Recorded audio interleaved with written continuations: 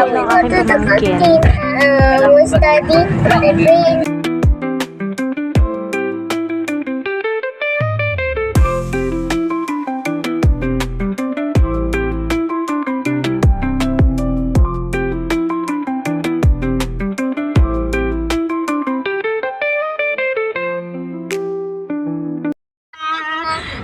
Happy birthday, Tita!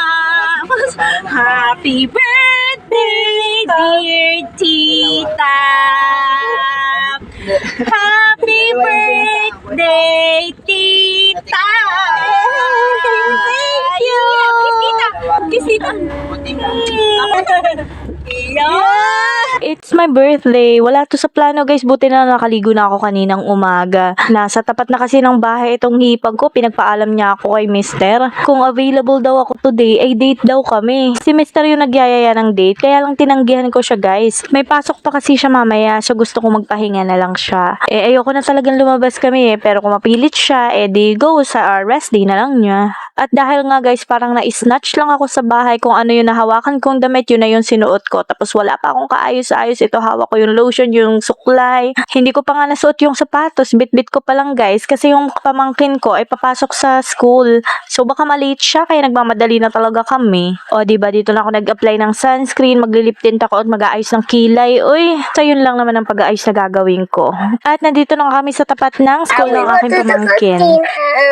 Study, my brain school. Okay. O diba, papasok pa lang siya guys, ang nasa isip niya papunta na siya ng kantin. At eto nga guys, sinatid na siya ng kanyang mommy at ng Tito GL papasok sa school. So iiwan na siya doon, babalikan na lang mamayang 2:30 at si Kuya Naf naman ay diretso na dito sa play area. So dito muna siya bantay ng kanyang Tito GL. Kami naman ang hipag ko ay syempre magde-date nga daw kami, kaya pumunta kami dito sa Unli Chicken Wings. Nandito nga pala kami sa Star Mall ng San Jose del Monte, Bulacan. Syempre selfie habang naghihintay ng order. At maya-maya nga, ito na ang aming chicken. First set ng chicken wings, chicken teriyaki, and smoky barbecue muna ang inuna ko. Sa hipag ko naman ay creamy salted egg and honey mustard. Next ko in-order honey mustard. Nagustuhan ko yon. Actually, lahat ng in-order kong flavor ay nagustuhan ko. Tapos sa hipag ko ay creamy cheese. At maya-maya nga ay nakarami na kami guys. Last na nga siguro to. Nakakaantok talaga pag nabubusog. Ayan, cheers to the chicken. Ang dami namin nakain. Busog guys. Thank you sa treat. After namin kumain ay papunta kami ng bookstore. Sayang nga wala yung bunso kong kapatid na si Bajoy. May work kasi siya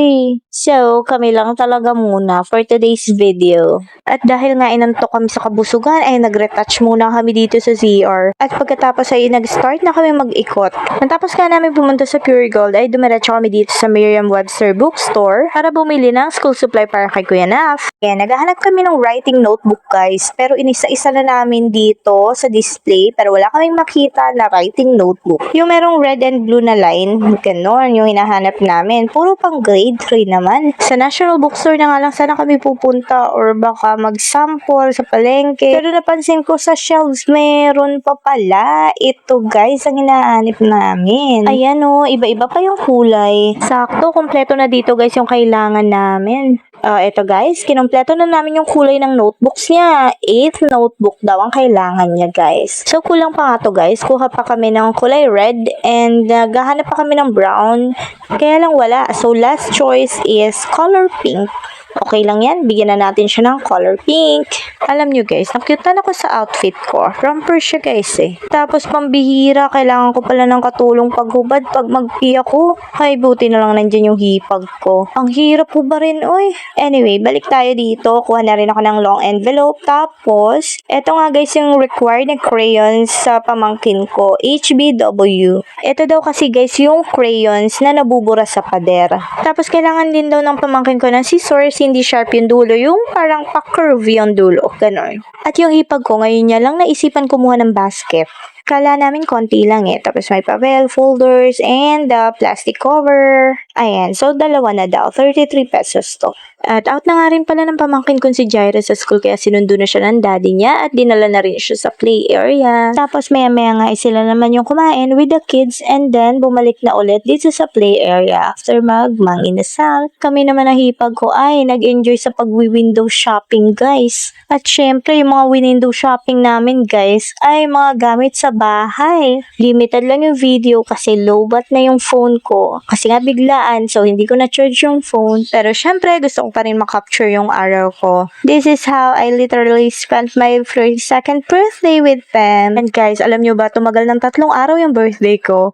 I have a 2nd and 3rd birthday celebration. Uy, gusto mo yarn? Anyway, binalikan nga pala namin yung binili namin dito sa Merriam-Webster bookstore kasi cash lang daw. Tapos guys, isa nga pala sa naikot namin ng hipag ko ay yung All Homes. Tapos may nakita ko doon na wooden board display. Ay, nagustuhan ko talaga siya. Ang ganda talaga ng kitchen rules doon. Eto yun guys, pinicturean ko kasi bala kong hanapin sa Shopee. Then, binalikan na namin sa play area yung mga kids and yung hipag ko. Bago kami umuwi, nagpaalam siya mag-CR muna. Tapos, so nasa sasakyan na kami, inabot niya to, birthday gift daw. Uy, binili niya pala. Kunwari nag-CR para surprise daw. I love you. Thank you and I love you. I'm so happy and blessed, guys. So, that's it for today's video. Thank you for watching. Bye!